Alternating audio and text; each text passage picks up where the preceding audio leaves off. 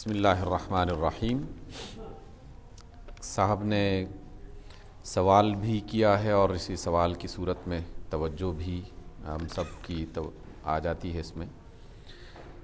سوال اہم ہے بہت۔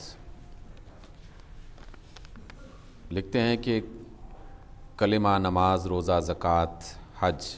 یہ دین اسلام کی بنیادی ارکان ہیں اور ہم ان کی ادائیگی کو ہی مسلمان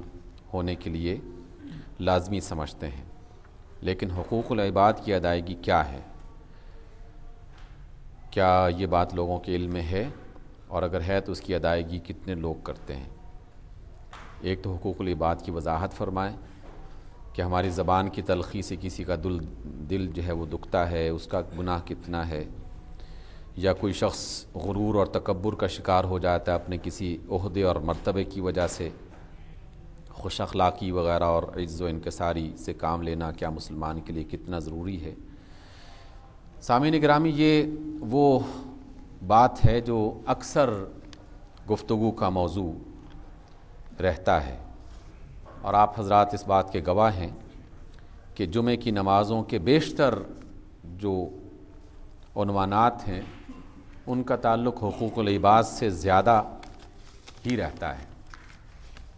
اگرچہ ہم مسلمانوں کی طرف سے کوتاہی دونوں حوالوں سے ہو رہی ہے، لیکن اس بات کو پہلے سمجھ لیجئے کہ حقوق اللہ اور حقوق العباد کیا ہیں۔ پہلی بات تو یہ ہے کہ تمام کے تمام حقوق العباد یہ حقوق اللہ بھی ہیں۔ اس وجہ سے یہ حقوق اللہ ہیں کہ جس اللہ نے یہ حکم دیا ہے کہ نماز پڑھو 5 وقت کی، اسی اللہ نے یہ حکم دیا ہے کہ اپنے قرابہ داروں کا خیال رکھو، اپنے والدین کی عزت کرو، کسی آدمی کو فریب نہ دو، کسی کو دھوکہ نہ دو، کسی کا مال نہ کھاؤ، کسی پر ظلم نہ کرو، کسی کی جان قتل نہ کرو، کسی کی عزت خراب نہ کرو۔ یعنی سارے کے سارے حکم یہ اللہ کی طرف سے ہی ہے۔ اس اعتبار سے ہر حکم جو اللہ کی طرف سے ہے اس کو پامال کرنا اللہ کو ناراض کرنا ہے۔ اس لیے ہر وہ کام کہ جس کا تعلق بندوں کے ساتھ ہے، اگر کوئی شخص اس کو پورا نہیں کر رہا تو وہ در حقیقت اللہ کو ہی ناراض کر رہا ہے۔ لیکن علماء نے عوام کی آسانی کے لیے اور سمجھنے کو بہتر بنانے کے لیے یہ 2 اصطلاحیں استعمال کرنا شروع کی۔ ایک شخص نماز پڑھتا ہے، لیکن اگر وہ نماز پڑھتا ہے تو اللہ تعالیٰ اس پر راضی ہوگا، اسے ثواب عطا کرے گا، اس سے خوش ہو جائے گا۔ نماز ادا نہیں کرتا تو اس کا اثر کسی دوسرے آدمی پر براہ راست ایسا نہیں لگتا کہ پڑے گا، یعنی اس نے کسی دوسرے کا نقصان نہیں کیا ہوگا۔ جو نقصان ہوگا اس کا اپنا ذاتی ہوگا، لیکن اپنا ذاتی نقصان کرنے کی بھی اللہ رب العزت نے اجازت نہیں دی۔ لیکن سمجھنے کے لیے کہ ہم جو بھی معاملات انسانوں کے درمیان میں کرتے ہیں، لین دین کی شکل میں اور رشتے ناتوں کی شکل میں اور مختلف معاملات کی شکل میں، اس میں بہت زیادہ محتاط ہونا چاہیے۔ اور ان کاموں کے حوالے سے اللہ کے رسول صلی اللہ علیہ وسلم یہ فرماتے ہیں کہ اگر کسی شخص نے کسی دوسرے کا حق مارا ہوگا تو وہ حق اس وقت تک معاف نہیں کیا جائے گا اللہ تعالیٰ کی طرف سے جب تک کہ وہ حق ادا نہ کر دیا جائے۔ میں نے اگر کسی بندے کے پیسے لے لیے ہیں اور ہتھیا لیے ہیں، دبا لیے ہیں، اور اس کے بعد میں ساری عمر توبہ کرتا رہوں تو محض میرا توبہ کرنا یا استغفار کرنا یا نماز پڑھنا یا نوافل ادا کرنا میرے اس گناہ کی تلافی نہیں ہوگا۔ گناہ کے ایک جز کو تو ختم کرنے میں مددگار ہو سکتا ہے کہ میں نے اللہ کے حکم کی نافرمانی کی، اللہ تعالیٰ جو ہے وہ اس بات پر مجھ سے ناراض ہے تو میں اس کو راضی کرنے کی کوشش کروں، لیکن وہ پورا راضی اس وقت ہوگا جب میں اس بندے کا حق اس کو واپس لوٹا دیتا ہوں۔ اس وجہ سے نبی محترم علیہ الصلوۃ والسلام نے کئی موقعوں پر اس بات کی تعلیم دی ہے۔ ایک بڑی معروف حدیث آپ لوگوں نے سن رکھی ہوگی، میں اس کو دوبارہ سے سنا دیتا ہوں۔ آپ علیہ السلام نے فرمایا کہ لوگوں بتاؤ مفلس کون ہے،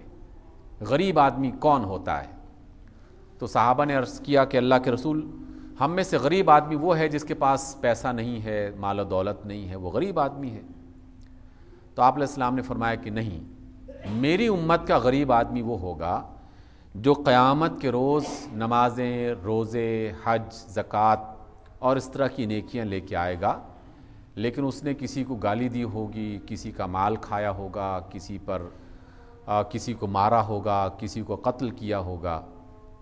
تو قیامت کے روز اللہ رب العزت اس کے ان جرموں کی بنا پر کچھ نمازیں ان کو دے دیں گے کہ جس کو اس نے گالی دی ہوگی، کچھ روزے ان کو تقسیم کر دیے جائیں گے کہ جس کا اس نے مال کھایا ہوگا، کچھ حج اور عمرے جو ہیں ان کو دے دیے جائیں گے کہ جس کو اس نے مارا ہوگا یا اذیت پہنچائی ہوگی۔ تو اس طرح یہ ساری نیکیاں ان لوگوں میں تقسیم کر دی جائیں گی کہ جن پر اس نے دنیا میں زیادتیاں کی تھیں، اور اگر اس کی زیادتیاں پھر بھی باقی رہ گئیں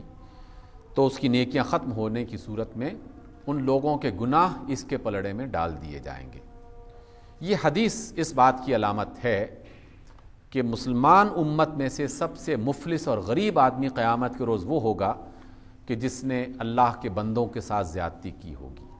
ان کی ساری نمازیں، ان کے حج اور عمرے اور ان کی تمام عبادات جن کو ہم عبادات کہتے ہیں، اس روز وہ تقسیم کر دی جائیں گی ان لوگوں کے درمیان میں کہ جن کے ساتھ اس نے زیادتی کی ہوگی۔ اس وجہ سے وہ ایک انتہائی مفلس اور غریب آدمی ہوگا۔ اسی طریقے سے اللہ کے رسول نے کئی موقعوں پر اس بات کی وضاحت فرمائی کہ آدمی کا کسی دوسرے کے ساتھ جو زیادتی والا عمل ہے اس وقت تک معاف نہیں ہوگا جب تک کہ اس سے معافی کا کچھ نہ کچھ اہتمام نہ کر لے۔ اس لیے حقوق العباد کی خصوصی طور پر توجہ کی جائے تاکہ ہماری نمازیں محفوظ ہو جائیں، ہماری زکوٰۃ محفوظ ہو جائے، ہمارا حج محفوظ ہو جائے، ہماری تسبیحات محفوظ ہو جائیں، ہمارے حج اور عمرے محفوظ ہو جائیں۔ اس کی حفاظت کے لیے اللہ کے بندوں کے ساتھ حسن سلوک کرنا اور ان میں سے کسی بندے کا حق نہ مارنا یہ انتہائی لازمی ہے۔ آپ نے سوال کیا ہے کہ جمعۃ المبارک کی کل کتنی رکعتیں ہیں، سنت مؤکدہ، غیر مؤکدہ وغیرہ، اس میں وضاحت۔ سامعین گرامی، اس میں تھوڑا سا علماء میں یا فقہاء میں اختلاف پایا جاتا ہے، لیکن میں جو بات آپ کو بتاتا ہوں اس میں جو لازمی ہے اس کو تو ہر صورت میں اختیار کرنا چاہیے۔ وہ یہ ہے کہ 2 فرض جمعہ کی نماز کے ادا کرنے ہیں، اور 2 فرض سے پہلے اگر آپ دوسری اذان سے پہلے مسجد میں تشریف لے آئے ہیں تو 4 سنتیں ادا کریں،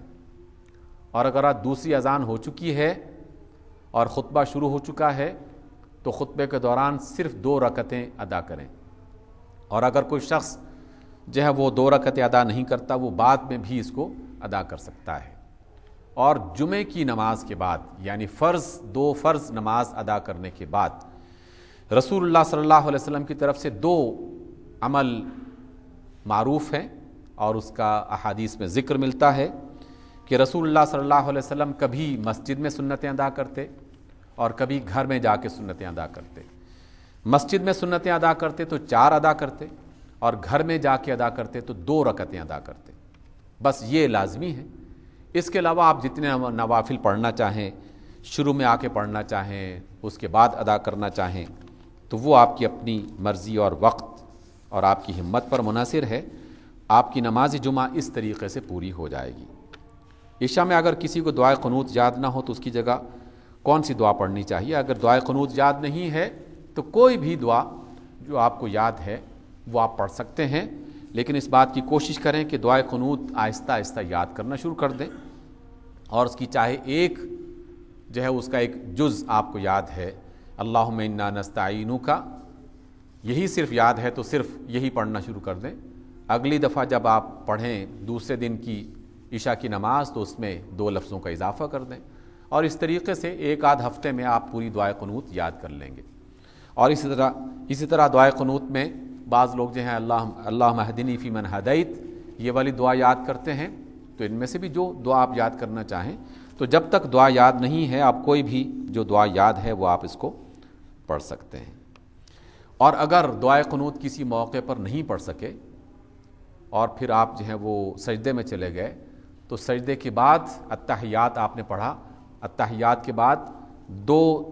جسے آپ سجدہ سہو کہتے ہیں، تو 2 سجدہ سہو کرنے سے بھی وتر پورے ہو جائیں گے، اس صورت میں اگر کبھی دعائے قنوت